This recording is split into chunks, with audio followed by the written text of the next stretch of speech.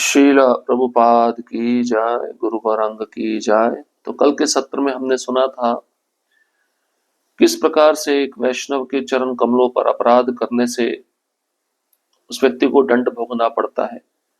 कृष्ण उस अपमान को, उस अपराध को सहन नहीं कर पाते, वो भक्त सहन कर लेता है। गोपाल चक्रवर्ती ने अपराध किया हरदास ठाकुर के चरण कमलों पर, कृष्ण को सहन नहीं हुआ, गोपाल चक्रवर्ती को कोढ़ हो गया।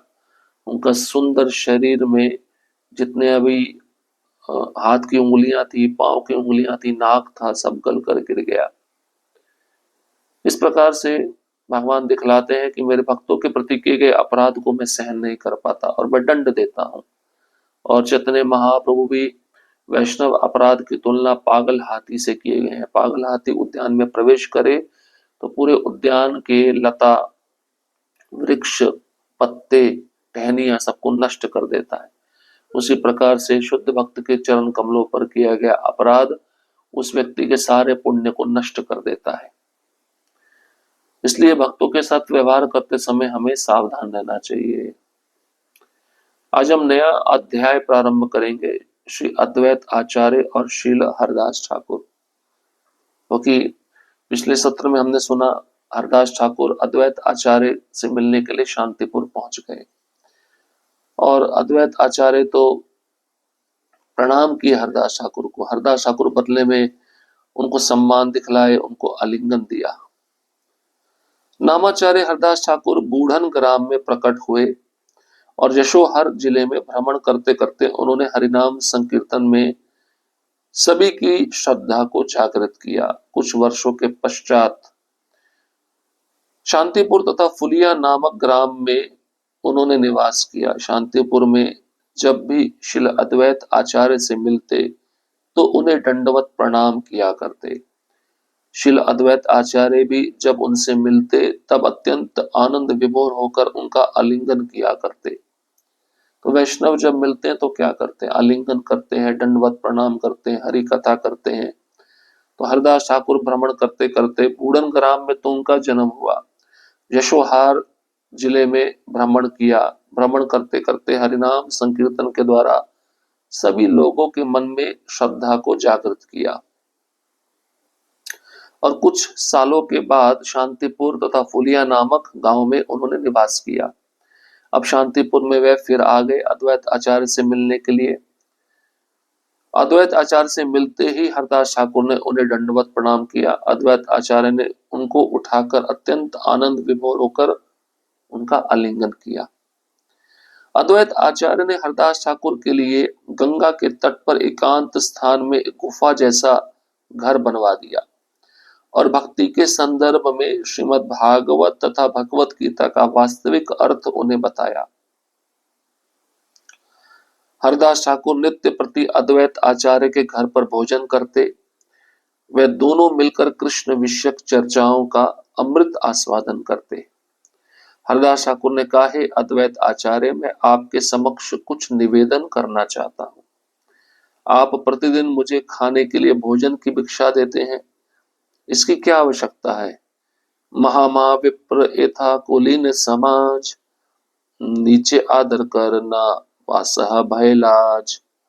हे महोदय, आप बड़े बड़े ब्राह्मणों तथा कुलीनों के समाज में रह रहे हैं, किंतु बिना भय या लज्जा के आप मुझे जैसे निम्न जाति के व्यक्ति का आदर करते हैं।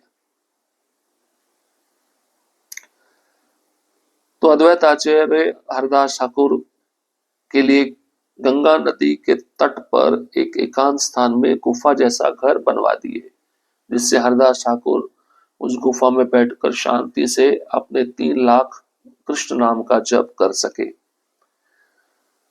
और भक्ति के संदर्भ में श्रीमद् भागवतम तथा भगवत गीता का वास्तविक अर्थ अद्वैत आचार्य ने हरदास ठाकुर को बताया।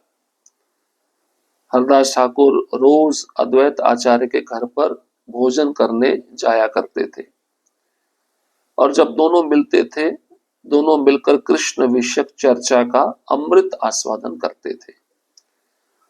तो हरदास ठाकुर ने अद्वैत आचार्य से कहा, हे महोदय, मैं आपके समक्ष कुछ कहना चाहता हूं। आप मुझे रोज खाने के लिए भोजन की भिक्षा देते हैं, इसकी इसकी क्या आवश्यकता है? ऐसा क्यों कह रहे हैं हरदास ठाकुर? क्योंकि वह जानते हैं अद्वैत आचार्य ब्राह्मण कुल में जन्मे हैं, बहुत सम्मानीय हैं, बड़े बड़े ब्राह्मणों के साथ इनका उठना बैठना है। तो इस प्रकार से समाज में रहते हुए अगर ये मुझे ज्यादा रोज भोजन प्रदान करेंगे तो लोग सोचेंगे हरदास ठाकुर तो निम्न जाति में जन्मा है और अद्वैत आचार्य तो उच्च कुलीन ब्राह्मण है, तो उनको शोभा नहीं देता इतने नीच जाति के व्यक्ति को सम्मान देना। इसलिए हरदास ठाकुर कहते हैं अद्वैत आचार्य को, बिना किसी डर के, बिना किसी लज्जा के आप मुझ जैसे नीच जाति के व्यक्ति का आदर क्यों कर रहे हैं? इससे आपकी बदनामी होगी, आप ऐसा मत करिए। अलौकिक आचार तोमार कहिते पाई भय, सही कृपा करिबा याते मोर रक्षा है। हे महाशय, आपका आचरण असामान्य है। निस्संदेह कभी कभी तो मैं आपसे बोलते हुए डरता हूं, किंतु समाज के आचरण से मेरी रक्षा करके मेरे ऊपर कृपा करें।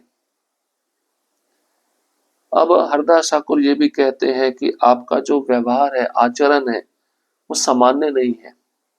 मैं नीच जाति का व्यक्ति, आप उच्च कोटि के वैष्णव, आप उच्च कोटि के ब्राह्मण, कभी कभी तो मैं आपसे बोलते हुए बहुत डरता हूं, किंतु समाज के आचरण के अनुसार आप मुझे सम्मान मत दीजिए, कृपा करके मेरी रक्षा करिए, जिससे आपकी भी बदनामी ना हो, लोग आपके बारे में कुछ भी उल्टा सीधा ना बोले। इसलिए मैं आपको कह रहा हूं, आप मुझे रोज अपने घर पे भोजन के लिए मत बुलाएं।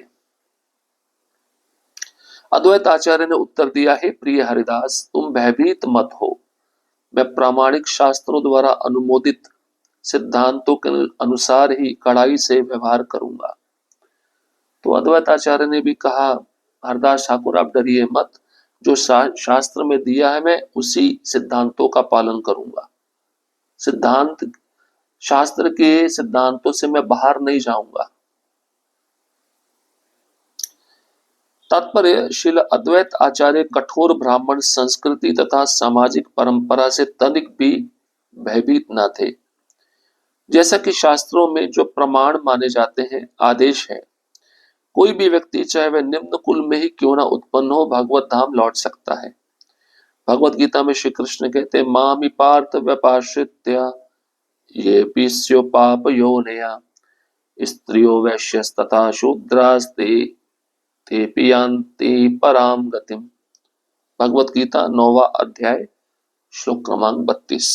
हे पार्थ, जो लोग मेरी शरण ग्रहण करते हैं वे भले ही निम्न जन्मा स्त्री, वैश्य तथा शूद्र क्यों क्यों ना हो, वे परम धाम को प्राप्त कर सकते हैं। तो प्रभुपाद जी तात्पर्य में शास्त्र के कुछ सिद्धांत बता रहे हैं।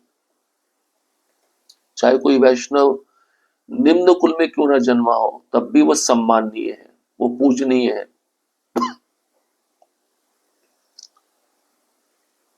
भले ही कोई मानव समाज में निम्न जन्मा हो, किंतु जिसने कृष्ण को पूर्ण पुरुषोत्तम भगवान के रूप में स्वीकार कर लिया है, वह भगवत धाम जाने के लिए सुपात्र है, और जो भगवत धाम जाने के लिए प्रामाणिक पात्र है, उसे निम्न जन्मा या चंडाल नहीं मानना चाहिए। शास्त्रों का भी यही आदेश है। अब मानव समाज में कोई नीचे कुल में जन्मा हो, शूद्र कुल में जन्मा हो,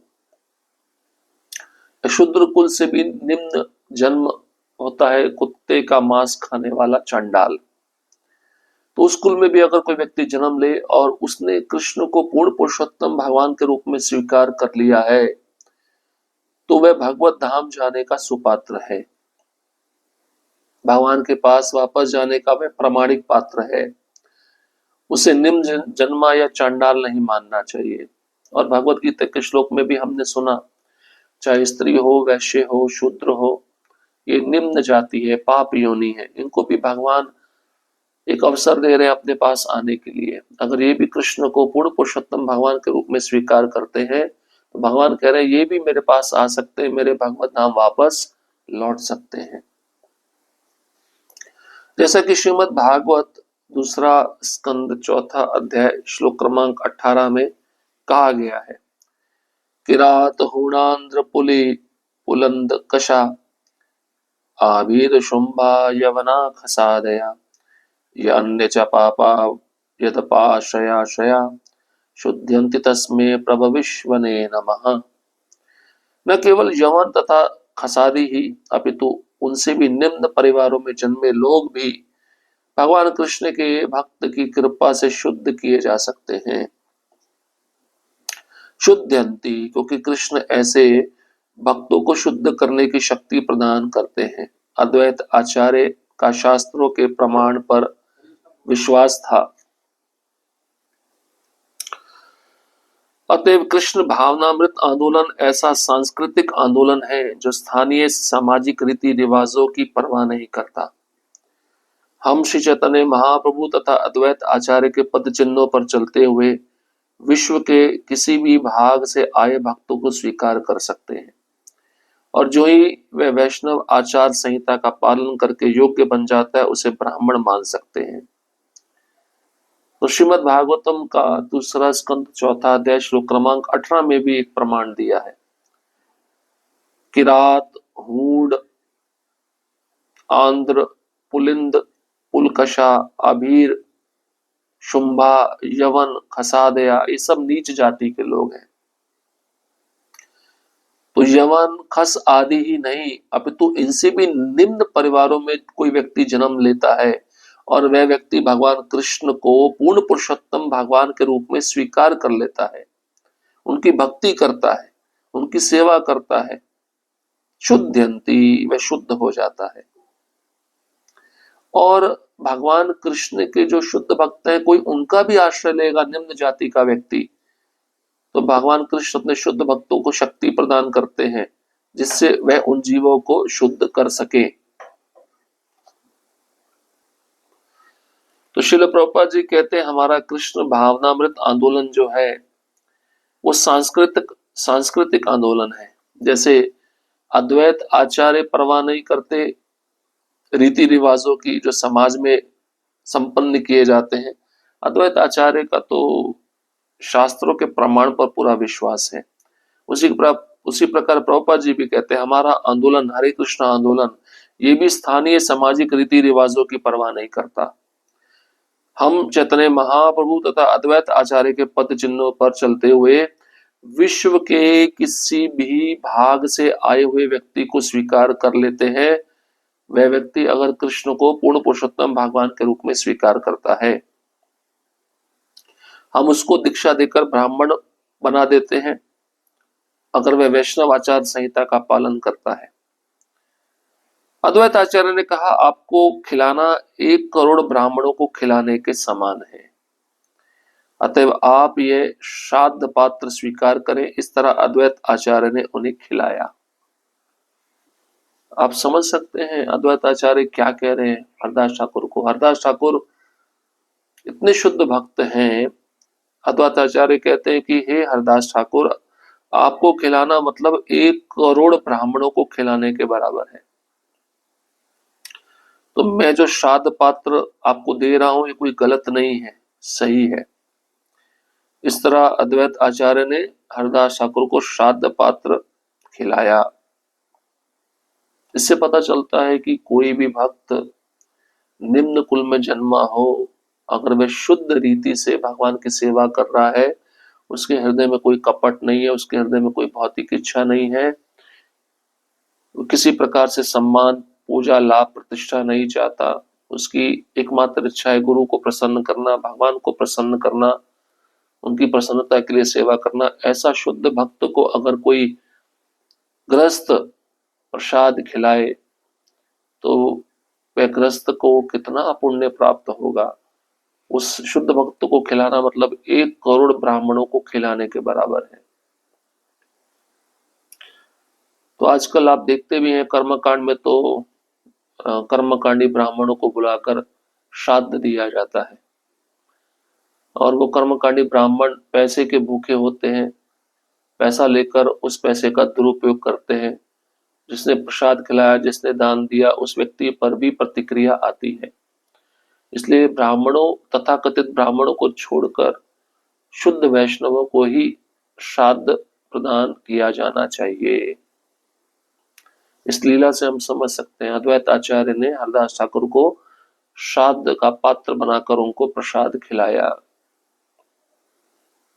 श्रील प्रभुपाद जी तात्पर्य में श्राद्ध के विषय में भी बताए हैं। श्राद्ध किस प्रकार किया जाना चाहिए, श्राद्ध का पात्र कौन है, श्राद्ध की विधि क्या है, और जब इस प्रकार से कोई श्राद्ध करता है तो उसका श्राद्ध सफल माना जाता है। तो श्राद्ध के विषय में हम अगले सत्र में श्रवण करेंगे। हरे कृष्ण कृष्ण कृष्ण हरे हरे, हरे राम राम राम हरे हरे।